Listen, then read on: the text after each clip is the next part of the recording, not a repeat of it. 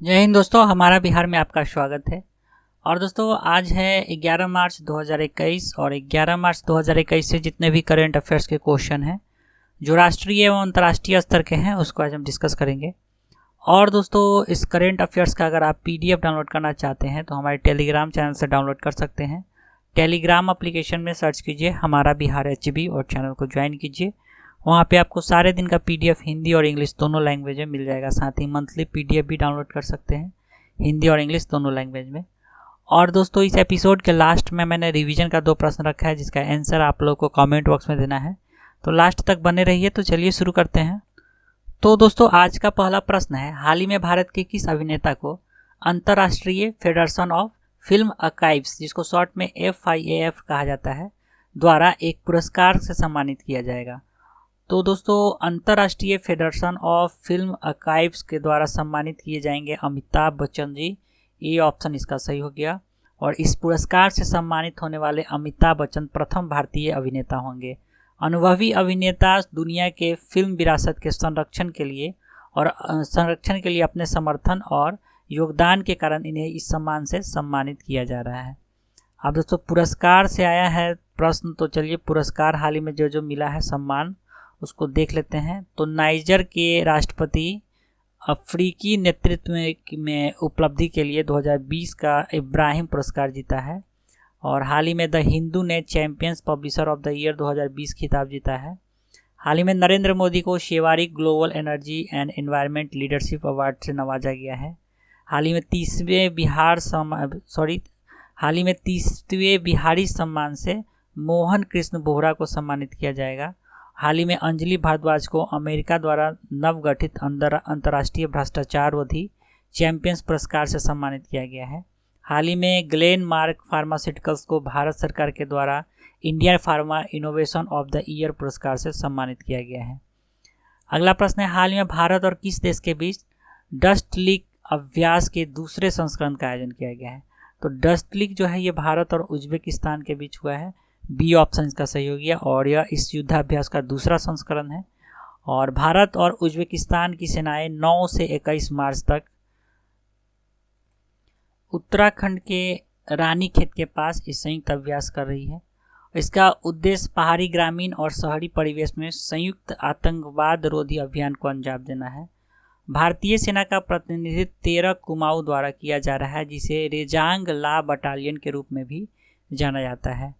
अब चलिए हाल ही में संयुक्त अभ्यास के बारे में देख लेते हैं कौन कौन सा संयुक्त अभ्यास हुआ है। तो हाल ही में ईरान रूस के बीच हिंद महासागर में मैरीटाइम सिक्योरिटी बेल्ट 21 नामक एक संयुक्त नौसैनिक ड्रिल शुरू किया गया है, जिसमें भारत भी शामिल हुआ है। और उसके बाद हाल ही में भारत ने ट्रोपेक्स 21 नामक सबसे बड़ा युद्ध खेल द्विवार्षिक थिएटर स्तर परिचालन तत्परता अभ्यास वेपन वर्क कप को पूरा किया है। उसके बाद हाल ही में भारत अमेरिका सैन्य अभ्यास युद्धाभ्यास का आयोजन 8 फरवरी से राजस्थान में किया गया है। हाल ही में अंडमान निकोबार में त्रिकोणीय सेवा संयुक्त उभयचर अभ्यास एमफेक्स 21 का आयोजन किया गया है। अगला प्रश्न है, हाल ही में अंशुमान सिंह का निधन हो गया है, वह किस राज्य के पूर्व राज्यपाल थे? तो वो राजस्थान के पूर्व राज्यपाल थे जिनका हाल ही में निधन हो गया है। नाम है अंशुमान सिंह। अंशुमान सिंह एक सेवानिवृत्त न्यायाधीश थे जिन्हें जनवरी 1999 से 2003 तक राजस्थान के राज्यपाल के रूप में कार्य किया था उन्होंने। इसके अलावा 1998 में उन्हें गुजरात के राज्यपाल के रूप में भी नियुक्त किया गया था। अब नाम है राजस्थान का, तो राजस्थान से संबंधित करंट अफेयर्स देख लेते हैं। तो हाल ही में राजस्थान सरकार के द्वारा भिखारी मुक्त अभियान शुरू किया गया है। राजस्थान में उड़ान तारा नामक एक अनोखा किशोर स्वास्थ्य कार्यक्रम शुरू किया गया है। और उड़ान तारा के शिक्षक छात्र किशोर स्वास्थ्य संवाद की सामग्री को 5 मॉड्यूल में व्यवस्थित किया गया है। केंद्र सरकार ने वर्ष 2019-20 के लिए जयपुर स्थित राजस्थान पुलिस अकादमी को देश में राजपत्रित अधिकारियों के प्रशिक्षण के लिए सर्वश्रेष्ठ संस्थान का दर्जा दिया है। राजस्थान के जयपुर में एक नया स्कूल ऑफ पब्लिक हेल्थ शुरू किया गया है। इसका नाम भारतीय स्वास्थ्य प्रबंधन अनुसंधान संस्थान के चेयरपर्सन SD गुप्ता के नाम पर रखा गया है। यह स्वास्थ्य प्रणाली को तकनीकी सहायता प्रदान करेगा और राज्य सरकार का मदद करेगा। नेक्स्ट है, हाल ही में विश्व किडनी दिवस कब मनाया गया? तो 11 मार्च को मनाया गया है विश्व किडनी दिवस। अब दिवस से नाम आया तो मार्च में जितने भी दिवस मनाए गए देख लेते हैं। 7 मार्च को अंतर्राष्ट्रीय महिला दिवस मनाया गया है। और अंतर्राष्ट्रीय महिला दिवस 2021 का विषय वस्तु है women in leadership achieving an equal future in कोविड-19 वर्ल्ड। हिंदी में देखा जाए तो महिला नेतृत्व कोविड-19 की दुनिया में एक समान भविष्य को प्राप्त करना। 7 मार्च को ही जन औषधि दिवस मनाया गया है जिसका विषय वस्तु है सेवा भी और रोजगार भी। 45वां सिविल अकाउंट डे मनाया गया है 1 मार्च 2021 को नई दिल्ली में। हाल ही में भारत ने 4 मार्च को जवाहर दिवस के रूप में मनाया है। 3 मार्च को मनाया गया है विश्व श्रवण दिवस जिसका थीम था हियरिंग केयर फॉर ऑल। 3 मार्च को मनाया गया है विश्व वन्य जीव दिवस और विश्व वन्य जीव दिवस 2021 का विषय वस्तु था forest and livelihood sustaining people and planet. अगला प्रश्न है दोस्तों, हाल ही में किस राज्य या केंद्र शासित प्रदेश के द्वारा सहेली समन्वय केंद्र शुरू किया गया है? तो सहेली समन्वय केंद्र शुरू किया गया है दिल्ली सरकार के द्वारा। ठीक है, बी ऑप्शन सही हो गया। दिल्ली सरकार ने महिलाओं को सशक्त बनाने के लिए एक नई योजना सहेली समन्वय केंद्र शुरू करने की घोषणा की है। इसके तहत व्यक्तिगत स्टार्टअप और स्वयं सहायता समूह को बढ़ावा देने के लिए 500 आंगनबाड़ी हब स्थापित किए जाएंगे। दिल्ली से करंट अफेयर्स देख लेते हैं। तो हाल ही में नई दिल्ली में विश्व पुस्तक मेले के 29वें संस्करण का आयोजन किया गया है। नेशनल बुक ट्रस्ट द्वारा आयोजित वार्षिक नई दिल्ली विश्व पुस्तक मेले के 29वें संस्करण का आयोजन 6 से 12 मार्च 2021 तक किया जाएगा। और इस पुस्तक मेले का विषय वस्तु राष्ट्रीय शिक्षा नीति 2020 है। और हाल ही में राष्ट्रीय शहरी डिजिटल मिशन NUDM की शुरुआत नई दिल्ली से की गई है। रक्षा मंत्री राजनाथ सिंह के द्वारा 21 फरवरी 2021 को नई दिल्ली के जवाहर नेहरू स्टेडियम में 26वें हुनर हाट का उद्घाटन किया गया और हुनर हाट का विषय था वोकल फॉर लोकल। हाल ही में दिल्ली सरकार के द्वारा मुख्यमंत्री विज्ञान प्रतिभा परीक्षा योजना की मंजूरी दी गई है। इसके तहत दिल्ली के स्कूलों में विज्ञान छात्रवृत्ति के रूप में कक्षा 9 के 1000 मेधावी छात्रों को 5,000 रुपया प्रदान किया जाएगा। हाल ही में दिल्ली के मुख्यमंत्री अरविंद केजरीवाल के द्वारा स्विच दिल्ली अभियान शुरू किया गया है। यह अभियान इलेक्ट्रिक वाहनों के उपयोग से संबंधित है। अगला प्रश्न है दोस्तों, हाल ही में किसके द्वारा एक एयर इंडिपेंडेंट प्रोपल्सन, ठीक है, एयर इंडिपेंडेंट प्रोपल्सन जिसको शॉर्ट में AIP कहा जाता है, प्रणाली का प्रदर्शन किया गया है जो पनडुब्बी को बिना अपनी बैटरी को डिस्चार्ज किए सतह पर 2 सप्ताह तक संचालित कर सकता है। तो यह DRDO के द्वारा किया गया है। ठीक है, डी ऑप्शन सही हो गया। इस प्रणाली को DRDO की नवल मटेरियल्स रिसर्च लेबोरेटरी के द्वारा विकसित किया गया है।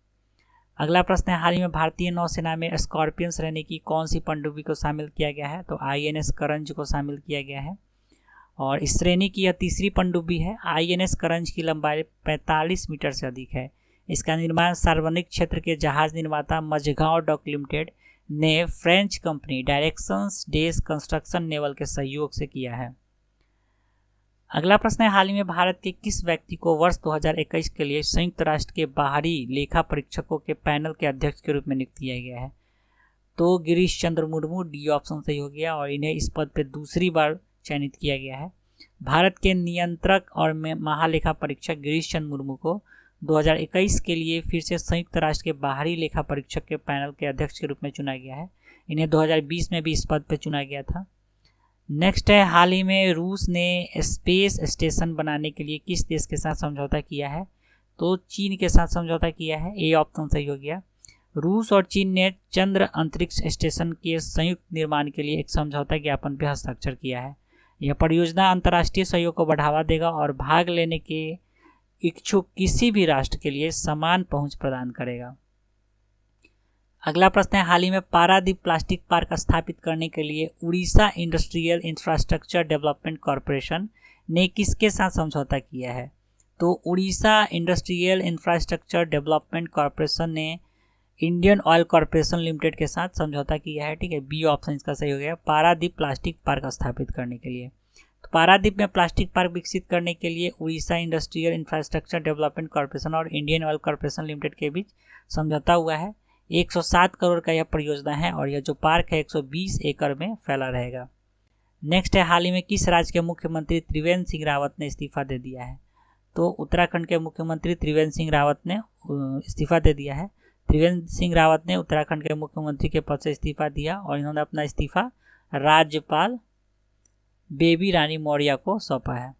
तो दोस्तों ये था इसका करंट अफेयर्स। चलते हैं रिवीजन की तरफ। तो आज का पहला प्रश्न था, कल का पहला प्रश्न था, हाल ही में किस राज्य सरकार के द्वारा धर्मांतरण विरोधी विधेयक पारित किया गया है? तो मध्य प्रदेश के द्वारा, सी ऑप्शन सही हो गया। दूसरा प्रश्न था, हाल ही में किस राज्य में भारत का पहला वन चिकित्सा केंद्र का उद्घाटन किया गया है? तो उत्तराखंड में, ए ऑप्शन सही हो गया। तो कल के प्रश्न का सही उत्तर हो गया सी और ए। आज का रिवीजन का प्रश्न है, हाल ही में किस देश के राष्ट्रपति महामदौ इससौफू को 2020 इब्राहिम पुरस्कार से सम्मानित किया गया है? और आज का दूसरा प्रश्न है, हाल ही में आई केंद्रीय प्रदूषण नियंत्रण बोर्ड के आंकड़े के अनुसार सर्वाधिक संख्या में दूषित स्थल किस राज्य में है? तो इस दोनों प्रश्न का उत्तर आप लोग को कमेंट बॉक्स में देना है। तो चलिए दोस्तों, आज के लिए इतना ही। मिलते हैं फिर से जल्द ही एक नए एपिसोड के साथ। तब तक के लिए जय हिंद।